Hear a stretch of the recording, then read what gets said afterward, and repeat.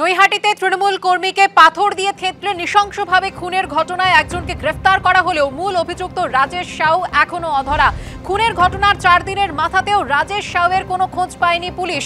ইতিমধ্যেই কিন্তু রাজেশ সাউ বাইকের মাঝখানে বসে পালিয়ে যাচ্ছে, সেই ভিডিও ভাইরাল হয়েছে। তবু রাজেশ সাউ এখনো অধরা। আমাদের প্রতিনিধি সমীরণ পাল রয়েছেন আমাদের সঙ্গে, সরাসরি চলে যাব। সমীরণ, কোনো খোঁজ কি পাওয়া গেছে রাজেশ সাউয়ের? পুলিশ কি জানিয়েছে? দেখো, একেবারে চুকান্না যে রাজেশ সাউ এবং তার সহযোগী অর্থাৎ যে 6 জন ঘটনাস্থলে হামলা চালিয়েছে এবং যে হাড়িম করা সিসিটিভি ফুটেজ সামনে এসছে জোড়াবাড়ি এলাকার, যেখানে গোয়ালাপাড়া ঘাট রোডে, সেই হাড়িম করা সিসিটিভি ফুটেজে দেখা গেছিল যে রাজেশ সাউয়ের নেতৃত্বে হামলা চালানো হয়েছে এবং তার যারা সহযোগী তারা প্রত্যেকেই এই হামলা চালানোর পর 2টি বাইকে করে পালিয়ে যায় 6 জন দুষ্কৃতী এবং তাদের বেশ কিছু সিসিটিভি ফুটেজ পুলিশের হাতে এসছে এবং যেখানে একটা সিসিটিভি ফুটেজে স্পষ্ট দেখা যাচ্ছে উপেন্দ্র দাস বাইক চালাচ্ছে, রাজেশ সাউ তার পেছনে বসে আছে এবং তার ঠিক পেছনে বসে আছে রবি তাঁতি। এই রাজেশ সাউ, উপেন্দ্র দাস, এদের বিহার উত্তরপ্রদেশের যোগাযোগ যথেষ্ট মজবুত এবং সেই কারণে মনে করা হচ্ছে যে এরা প্রত্যেকেই, এই 6 দুষ্কৃতী প্রত্যেকেই ভিন রাজ্যে পালিয়ে গেছে। কেউ বিহার, কেউ উত্তরপ্রদেশ বা অন্য কোনো রাজ্যে চলে গিয়ে থাকতে পারে। ইতিমধ্যেই ব্যারাকপুর কমিশনারেটের একটি বিশেষ তদন্তকারী দল তারা ভিন রাজ্যে রওনা দিয়েছে এবং তাদের খোঁজ চালাচ্ছে। তবে তদন্তকারীদের একটা সবথেকে বড় সমস্যা যে তারা কেউই মোবাইল ফোন ব্যবহার করছে না, সেই কারণে তারা ঠিক কোন জায়গায় আছে সেটা স্পষ্ট হচ্ছে না। আমরা দেখেছি যে ব্যারাকপুর কমিশনার এলাকায়, ভাটপাড়া, জগদ্দল, নৈহাটিতে যখনই কোনো খুনের ঘটনা সংঘটিত হয় সেক্ষেত্রে ভিন রাজ্যের যোগ স্পষ্ট হয় ভিন রাজ্য থেকে দুষ্কৃতীরা এসে এখানে অপরাধ সংগঠিত করে ভিন রাজ্যে পালিয়ে যায়, নয়তো এখানকার দুষ্কৃতীরা অপরাধ সংগঠিত করে ভিন রাজ্যে পালিয়ে যায়।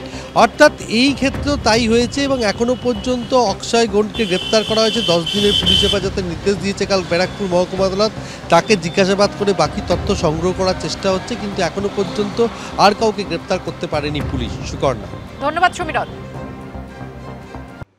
যাত্রী সুরক্ষা থেকে রেলের নিরাপত্তা, বাজেটে একাধিক বিষয় গুরুত্ব দেওয়া হয়েছে জানালেন রেলমন্ত্রী। পাশাপাশি বললেন আগামী 5 বছরে সমস্ত আইসিএফ কোচ সরিয়ে জার্মান প্রযুক্তির এলএইচবি কোচের ব্যবহার করা হবে। बहुत सारी नई तरह की ट्रेन की फैसिलिटीज, स्टेशंस का डेवलपमेंट, बहुत नई ट्रेन्स, बेटर सेफ्टी। বাজেটে রেলের জন্য বিরাট বরাদ্দ, ঢেলে সাজানো হচ্ছে রেলের পরিকাঠামো, জোর দেওয়া হচ্ছে সেফটি সিস্টেমে। কেন্দ্রীয় বাজেট প্রস্তাবে 2,52,000 কোটি টাকা বরাদ্দ করা হয়েছে রেলের জন্য। আশ্বস্ত করা হয়েছে এই টাকায় আগামী দিনে যেমন যাত্রী নিরাপত্তার ক্ষেত্রে জোর দেওয়া হবে, তেমনি পরিষেবা আরও উন্নত করা হবে। কখনো ওড়িশার বাহানাগা বাজার, কখনো পশ্চিমবঙ্গের ফাঁসি দেওয়া। সাম্প্রতিককালে একের পর এক দুর্ঘটনায় প্রশ্ন উঠেছে রেলের সেফটি সিকিউরিটি নিয়ে, যাত্রী নিরাপত্তা নিয়ে। প্রশ্ন উঠেছে কেন সব ট্রেনে এলএইচবি প্রযুক্তির কোচ ব্যবহার করা হয় না তা নিয়েও। এবারে প্রস্তাবিত বাজেটে নজর দেওয়া হয়েছে সেদিকে। বাজেটে বলা হয়েছে আগামী 5 বছরে সমস্ত আইসিএফ কোচ সরিয়ে জার্মান প্রযুক্তির এলএইচবি কোচের ব্যবহার করা হবে। सिग्निफिकेंट इंप्रूव होगा। बहुत सारी नई तरह की ट्रेन की फैसिलिटीज, स्टेशंस का डेवलपमेंट, बहुत नई trains, better safety, better cleanliness. आप देखो स्टेशंस सिग्निफिकेंटली क्लीन है आज compare to 10 years ago। Safety पे सिग्निफिकेंट फोकस है, पैसेंजर एमिनिटीज पे सिग्निफिकेंट फोकस है। सेफ्टी से रिलेटेड मैटर्स का एक प्रॉपर इंस्टीट्यूशन होना चाहिए, टेक्निकल टूल्स हमारे पास ऐसे डेवलप होने चाहिए। इमीडिएटली उसके बाद में काम चालू हुआ और डेटा सेट्स बनने हैं। শনিবার বাজেটে প্রস্তাব দেওয়া হয়েছে এবার 17,500 নন এসি জেনারেল কোচ তৈরি হবে। পাশাপাশি বন্দে ভারতের জন্য তৈরি করা হবে 200টি স্লিপার রেক। রেলের খাবারের মান নিয়েও অভিযোগ নতুন নয়। বেস কিচেন যেহেতু কম, তাই সব স্টেশনে খাবার পাওয়া যায় না।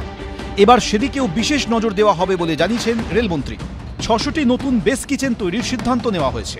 অর্থিক ভট্টাচার্য, এবিপি আনন্দ।